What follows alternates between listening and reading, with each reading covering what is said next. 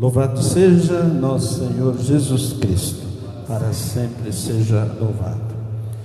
Queridos irmãos e irmãs, amigos que estão aqui presentes nessa celebração, vocês estão me ajudando, a gente poder fazer essa Eucaristia. Estava conversando com o diácono antes de iniciar a missa. Vai ser marcado na história um primeiro tríduo sem povo, sem a participação dos fiéis. Mas vocês estão aí do outro lado, participando conosco e recebendo as graças da melhor maneira possível. Eu queria começar esse momento nosso de conversa citando, claro, a palavra da igreja, quando ela reza no seu prefácio desse jeito: Ele, verdadeiro e eterno sacerdote, oferecendo-se a vós pela salvação, instituiu o sacrifício da nova aliança e mandou que o celebrássemos em sua memória. Aqui nós encontramos o centro dessa celebração, relembrar aquele primeiro acontecimento histórico, esse acontecimento tão fundamental que todos os evangelistas citam a ceia, e também o apóstolo Paulo, como nós ouvimos na segunda leitura, cita esse momento que é um momento fundante da igreja, no sentido que é ali que começa a comunidade primitiva a entender que era preciso celebrar semanalmente a paixão, morte e ressurreição de Jesus. Aliás, queridos irmãos e irmãs, o tríduo pascal é o momento mais significativo para a gente entender o que significa realmente a Eucaristia. Nós vimos aqui nessa oração que a igreja fala, instituiu o sacrifício da nova aliança e mandou que o celebrássemos em sua memória. Sua carne imolada por nós é alimento que nos fortalece. Então, na Eucaristia nós encontramos o alimento que nos fortalece para a vida diária, para a vida do dia a dia. Mas veja, não é só isso, é a própria entrega de Jesus. Aqui nós encontramos, por exemplo, no lava-pés, que nós não vamos fazer hoje, infelizmente, nós encontramos o sentido espiritual da Eucaristia. João, diferentemente dos outros, ele não narra a ceia aqui no capítulo 13, porque ele já fez isso no capítulo 6, na multiplicação dos pães. Ali se encontra para João o sentido da Eucaristia. Aqui é o sentido espiritual da Eucaristia, que é o esvaziamento de Jesus. São Paulo fala na carta aos Filipenses que Jesus se esvaziou-se de si mesmo, tomou sua cruz e foi obediente até a morte, e morte de uma cruz. Então, o lava-pés é nesse sentido o significado da Eucaristia, enquanto esvaziamento da condição divina do próprio Jesus. Ele não se outorgou a si mesmo esse reinado. Ele vai dizer: o meu reino não é deste mundo. E esse reinado de Jesus é de fato a obediência total à vontade do Pai. Aqui se trata então da questão central: o que nós, como cristãos, estamos fazendo com a nossa vida? Como nós estamos vivendo essa obediência até a morte e morte de cruz? Não são meras palavras, mas de fato é o modo como Jesus quis viver a sua vida terrena e deixou esse grande ensinamento. Na primeira leitura fala dos pães ázimos, pão sem fermento, como que o povo de Israel, para eles é o sábado, não é? Eles se reúnem e comem o pão amargo e sem fermento na Páscoa. Nós comemos o pão sem fermento, que é Jesus Cristo. E veja o esvaziamento de Jesus, veja a entrega.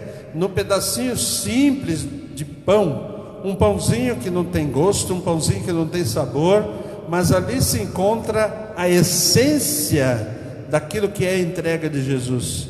Ele virou nada para que a gente fosse alguma coisa. Ele se deu totalmente para que a gente pudesse ser. Então a nossa existência sem Ele é uma existência na escuridão. A gente se pergunta, onde que está Deus nessa pandemia? Bom, Deus está aí, mas quem é que retirou Deus da sua presença, da nossa presença? Nós mesmos. Não é assim? Nós não tiramos os crucifixos das escolas, nós não tiramos as orações nas faculdades, nós retiramos os sinais cristãos do mundo. Somos nós que mergulhamos na escuridão. Não é Ele que quis a doença, não é Ele que quis a morte, mas na sua sabedoria permite, porque somos livres. Ele nos fez livres de até escolher aquilo que não faz bem a nós, mas Ele está aí.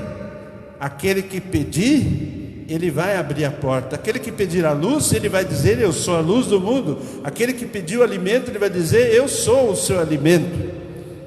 É um alimento que nos fortalece, a luz que nos ilumina, a graça que nos santifica, a força que nos torna, a força que nos faz a gente ficar de pé. Então, hoje nós celebramos sim a esperança e a alegria. Celebramos de branco, de dourado, para mostrar que em meio às cruzes Ele se irrompe como luz e graça, para dar sentido, para dar significado à nossa vida. Uma das expressões mais bonitas que nós encontramos no Evangelho está aqui nesse capítulo 13, no seu início. Jesus sabia que tinha chegado a sua hora de passar deste mundo para o Pai. Tendo amado os seus que estavam no mundo, amou-os até o esgotamento, amou-os até o fim. Jesus se entregou totalmente. Ele não fez nenhuma reserva, Ele não deixou nada para trás. São Paulo fala que quando a gente sofre, a gente deve colocar aquilo que faltou na cruz de Cristo. E ele mesmo diz, se é que faltou alguma coisa. De fato, foi uma entrega impressionante. Em todos os aspectos humanos, Jesus superou a tudo e a todos. Assim, pensando nesse momento que vivemos, e começando o tríduo pascal, se acende uma pequena luz, e não precisa ser muito, basta que seja a luz verdadeira para que tudo fique iluminado. É bom ver a luz no fim do túnel, e para nós cristãos a luz é Jesus. Eu sou a luz do mundo, eu sou a ressurreição e a vida, eu sou o caminho, a verdade, a vida.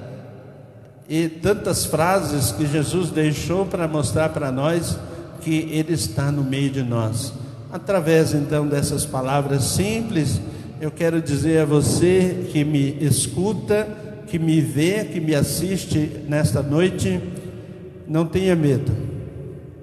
Não tenha medo de nada. A única coisa que a gente deve ter medo é de perder a alma, de perder, de estar próximo de Deus. Se você está próximo de Deus, tranquilo, nós vamos atravessar isso, e do outro lado nós vamos contar essas histórias depois para os mais jovens, como que nós atravessamos esse 2020. Até corre essa piada, né? 2019 foi difícil, foi ruim, e nós logo vamos dizer, quero esquecer 2020 por tudo que aconteceu. Mas a gente não deve esquecer 2020, porque esse 2020 fez enxergar as coisas realmente importantes. Lembra da palavra importante? Importante é aquilo que a gente traz para dentro. O que importa realmente? Ou seja, o que nós estamos trazendo para dentro de nós nesse 2020? O que é realmente essencial e que a gente tem deixado escapar? E que nesses dias de confinamento nós temos aprendido tantas coisas, coisas boas, coisas também difíceis de se aceitar. Assim, queridos irmãos e irmãs, Deus abençoe você, Santa Isabel proteja a todos, nos sintamos sempre cada vez mais amados por Deus. Louvado seja nosso Senhor Jesus Cristo.